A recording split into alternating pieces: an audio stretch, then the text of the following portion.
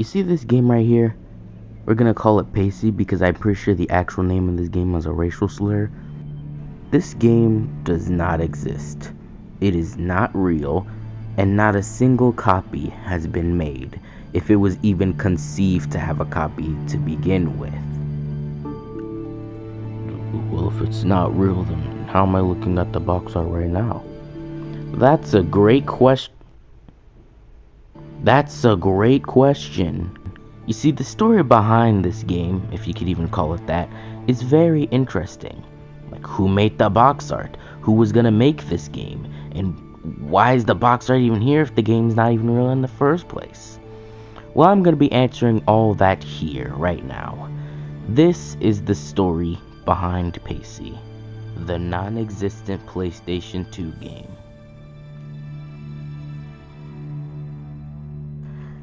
The developer of this supposed game was gonna be Phoenix Games. That Phoenix Games. The same Phoenix Games that brought to you classics such as The Toys Room, Dalmatians 3, Snow White and the Seven Clever Boys.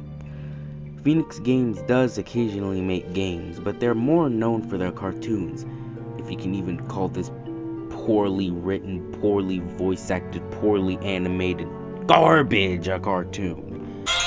Up you go!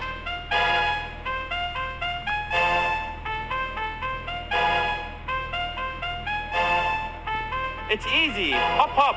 Hooray! How great! Hooray! How great! Full steam ahead! And even when they do make a game, it's almost equally as bad. Anyway, Paccie's first instance of existence, well, probably not the first instance of existence because this is the only archive we have so far.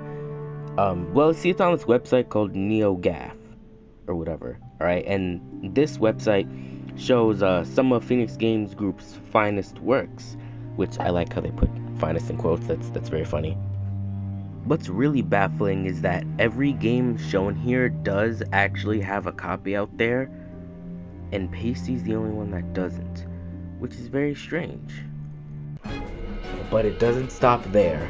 There is another remnant of this game, with a different name but the same box art, that was shown on the Phoenix Games website that's like specifically in one language, I think, and it was called Block and Go.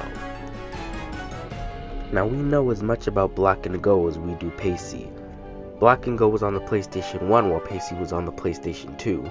They were both developed by Phoenix Games.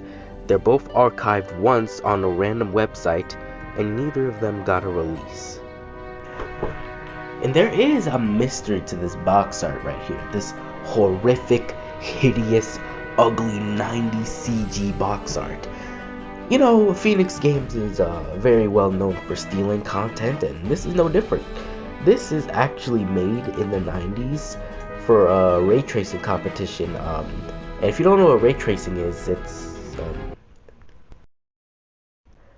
ray tracing. In 3D computer graphics, ray tracing is a technique for modeling light transport for use in a wide variety of rendering algorithms for generating digital images. And that's what this image was used for. Also, credit to R. Hughesmo for this image. They made this. I hope you won the contest. I actually don't even know who won the contest. I honestly don't care either. And that's about all we know about Paccie, it seems. There has been a resurgence of it around last year, with a lot of fake content for it seemingly coming up. And they're all fake. They're not real, because this game is not real and it never existed. So why would content come out for it? Unless we get actual word from Phoenix Games, this seems to just be dead in the ground and it's never gonna get actual content for it out. But this doesn't mean it's the end of the story just yet, because there is actually one tiny remnant of Paccie that actually opens the doors to what this could have actually been.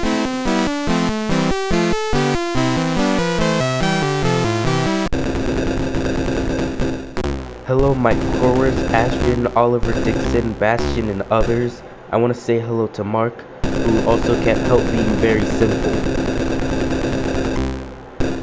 Now we are following some personnel messages. This is Paccie for the Commodore 64. It was released in 1984 and created by Frank Tipp.